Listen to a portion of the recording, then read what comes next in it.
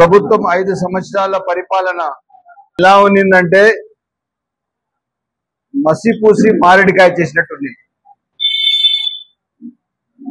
ఎక్కడ కూడా కానీ ఎవరు ఏ స్థాయి వాళ్ళు కానీ ఏ వర్గానికి సంబంధించిన వాళ్ళు కానీ ఎవరు కూడా కానీ ప్రజాగలం విప్పే పరిస్థితులు లేవు.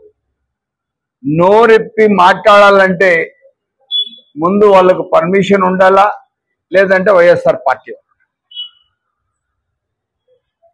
రాజ్యాంగం కల్పించిన హక్కులు కూడా తూట్లు పుడిచేశారు. జిల్లా కోసం మదనపల్లి జిల్లా చేయాలయా 1860 నుంచి మద్రాస్ రాష్ట్రం ఉన్నప్పుడే మదనపల్లికి జిల్లా హంగులు ఉన్నాయి. పూర్తి స్థాయిగా జిల్లా చేసే అవకాశం సందర్భం ఉంది. అయినా మదనపల్లికి గుర్తింపు లేదు. విభజన జరుగుతున్నది. మదనపల్లికి జిల్లా చేయండి, జిల్లాలు ఏర్పడుతున్నాయి, మీరు దయచేసి మదనపల్లికి జిల్లా చేయండి అని చెప్పి కోరితే నా పైన 8 కేసులు పెట్టారు. ప్రతి ఒక్కరి పైన ఎవరెవరు ఆ రోజు మాతో సహకరించారో అందరిపైన కేసులు పెట్టారు. జిల్లా అని నోరిప్పిన మీద కేసులు పెట్టారు. ఆ రోజున్న మంత్రి పెద్దలు రామచంద్రారెడ్డి గారు, ఇప్పుడు ఉన్న ఎంపీ మిథున్ రెడ్డి గారు వీళ్ళ స్వార్థం చూసుకున్నారు. కానీ మదనపల్లి అభివృద్ధి కానీ మదనపల్లి జిల్లా కోసం కానీ మాట్లాడిన దాఖలాలు కానీ మాట్లాడిన విషయాలు కానీ ఈరోజు సూటిగా చెప్పాలంటే రాజకీయ వ్యవస్థలో ప్రతి కాన్స్టిట్యున్సీకి ప్రతి పంచాయతీకి ఏదో ఒక రూపంగా దానికి మనము ప్రాణం పోసే అవసరం వస్తుంది, సందర్భం వస్తుంది. అదే సందర్భంగా రాయచోటి నాయకులు సక్సెస్ఫుల్ గా జిల్లా తెచ్చుకోగలిగారు. కానీ మదనపల్లికి చెందిన నాయకులు కానీ ఎంపీ గారు కానీ ఇంకా ఎక్కడ కానీ మాకు జిల్లా మదనపల్లికి అడిగితే ఇంకా మా మంత్రి పదవి వెళ్ళిపోతుందని చెప్పి ఎక్కడ కూడా అడిగిన దాఖలాలు.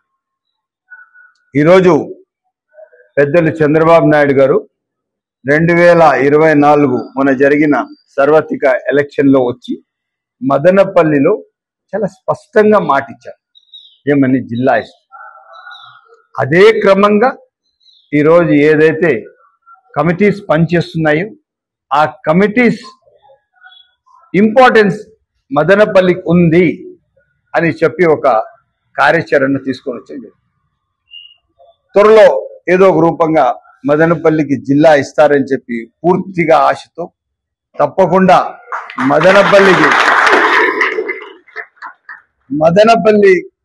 3 లక్షల మంది ఆశ. దీనికి నిత్యం నిరంతరం మా ఏదైతే పీలేరు ఎమ్మెల్యే గారు అన్న కిషోర్ అన్న గారు మేము కలిసి పోరాడుతున్నాం. తప్పకుండా ముఖ్యమంత్రి చంద్రబాబు నాయుడు గారు చాలా సముచితంగా ఉన్నారు, చాలా పాజిటివ్గా ఉన్నారు. ఎందుకంటే ఆయన చిత్తూరు జిల్లా వాసి. రాష్ట్రం ఉమ్మడి రాష్ట్రంలో ఒక కార్యాచరణ ఎలా ఎక్కడ ఏ అవసరం ఉంది, ఎవరికి ఏది ఇవ్వాలా, ఎవరికి ఎట్లా చేయాలా, ఎక్కడ ఏం చేస్తే బాగుంటుంది, ఏ కాన్స్టిట్యున్సీ ఎట్లా డెవలప్ చేయాలా, ఏ జిల్లా ఎట్లా డెవలప్ చేయాలా, ఎవరికి ఏ అవసరం ఉంది అని చెప్పి ఒక పూర్తి అవగాహన కలిగిన భారతదేశంలోనే ఎవరైనా ది బెస్ట్ చీఫ్ మినిస్టర్ ఉన్నారు. పూర్తి స్థాయి అవగాహన మంచి చెడ్డంతా తెలుసుకున్న మనిషి ఎవరన్నా ఉన్నారంటే అది పెద్దలు చంద్రబాబు నాయుడు. నేను ఈరోజు మీ ద్వారా పెద్దలు చంద్రబాబు నాయుడు గారికి మనస్ఫూర్తిగా 2 చేతులు జోడించి ధన్యవాదాలు తెలుపుతాను.